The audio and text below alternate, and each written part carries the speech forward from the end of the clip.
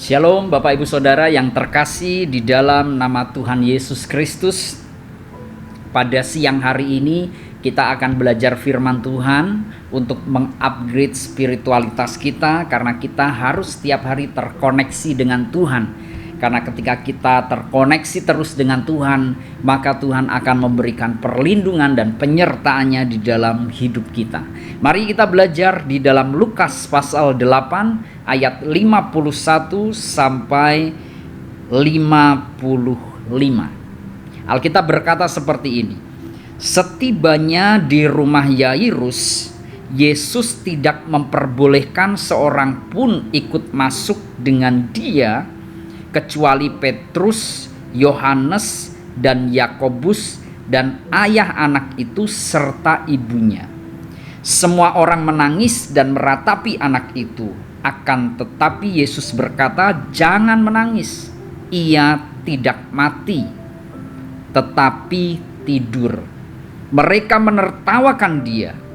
Mereka menertawakan Yesus karena mereka tahu bahwa anak itu telah mati. Lalu Yesus memegang tangan anak itu dan berseru, katanya, "Hai anak, bangunlah." Maka kembalilah roh anak itu, dan seketika itu juga ia bangkit berdiri. Lalu Yesus menyuruh mereka memberi anak itu makan. Nah saudara, cerita ini menceritakan tentang kisah Yairus, seorang kepala rumah ibadah. Nah, Yairus ini kemungkinan adalah orang Yahudi, Bapak Ibu Saudara. Dia kepala rumah ibadah di wilayah tersebut. Dan ketika itu anaknya mati. Dan Yairus ini menemui Tuhan Yesus, meminta mujizat kepada Tuhan Yesus supaya Tuhan Yesus mendoakan anaknya dan menyembuhkan anaknya. Dan ketika Yairus itu meminta sebuah permohonan kepada Yesus supaya Tuhan Yesus datang mendoakan anaknya, menariknya setibanya Yesus di rumah Yairus. Nah, ini menarik sekali. Ketika Yesus mau menyembuhkan anak dari Yairus, Tuhan Yesus tidak memperbolehkan semua orang ikut masuk ke kamar anak tersebut, ke ruangan di mana anak tersebut ada. Melainkan yang diperbolehkan masuk cuman Petrus, Yohanes, Yakobus, papa dan mama dari anak yang meninggal tersebut, saudara. Nah, ini menarik sekali. Ada orang banyak berkerumun di situ, mau menonton Yesus mendemonstrasikan mujizat. Tetapi menariknya, ketika Yesus tiba di sebuah ruangan di mana anak itu sudah mati, Yesus mengusir semua orang. Tidak memperbolehkan semua orang masuk, tetapi yang hanya diperbolehkan masuk cuman Yairus beserta istrinya, Petrus, Yohanes, dan Yakobus. Nah saudara, Yesus hanya mengkhususkan orang-orang ini yang boleh masuk untuk melihat demonstrasi membangkitkan anak dari Yairus ini. Nah menariknya, sebelum itu ketika Yesus memasuki rumah dari Yairus, Tuhan Yesus berkata kepada Yairus, "Jangan menangis. Anak ini tidak mati melainkan tidur."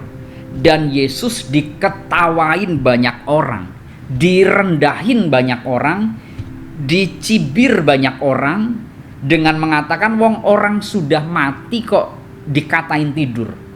Dengan kata lain, orang-orang di luar sana mengkecilkan kuasa Yesus.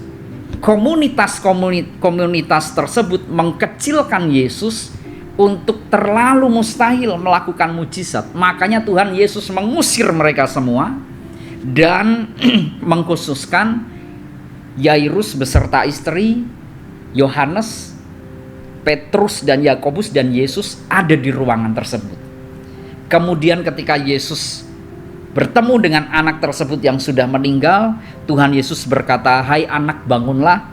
Dan Alkitab mencatat, seketika itu roh anak itu yang tadi mati balik lagi.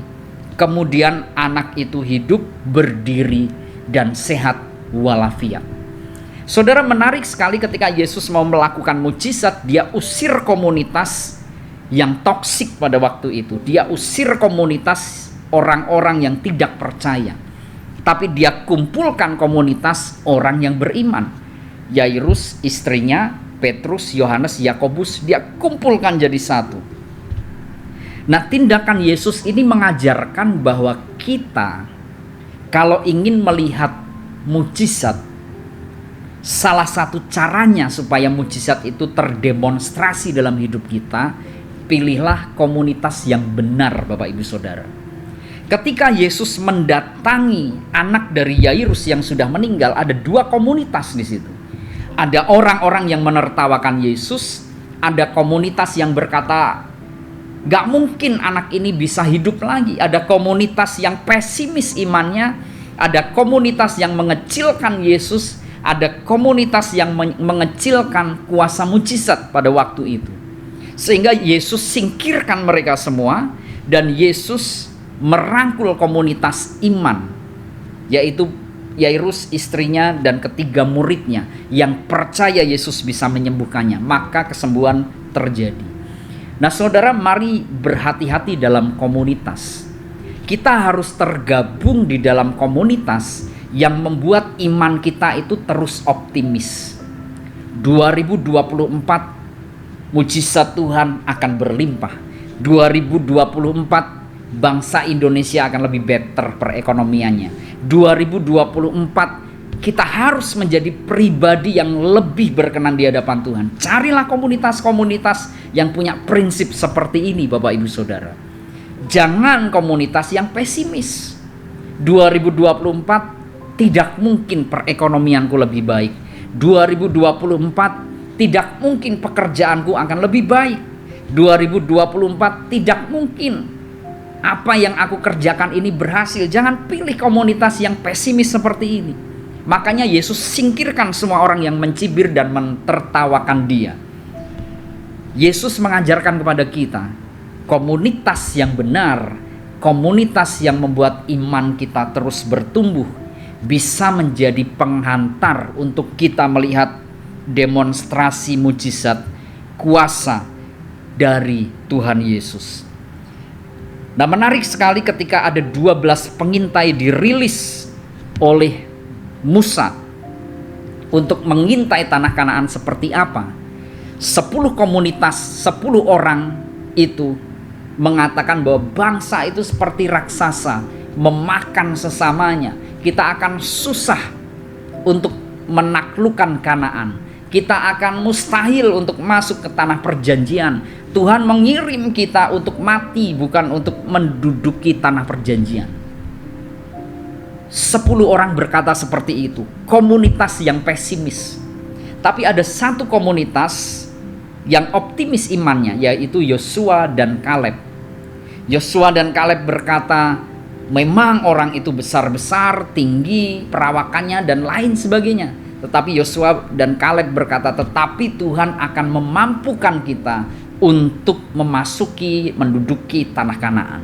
10 orang tadi yang tergabung dalam komunitas iman pesimis dimusnahkan oleh Tuhan. Keturunannya dan dia tidak masuk ke tanah perjanjian.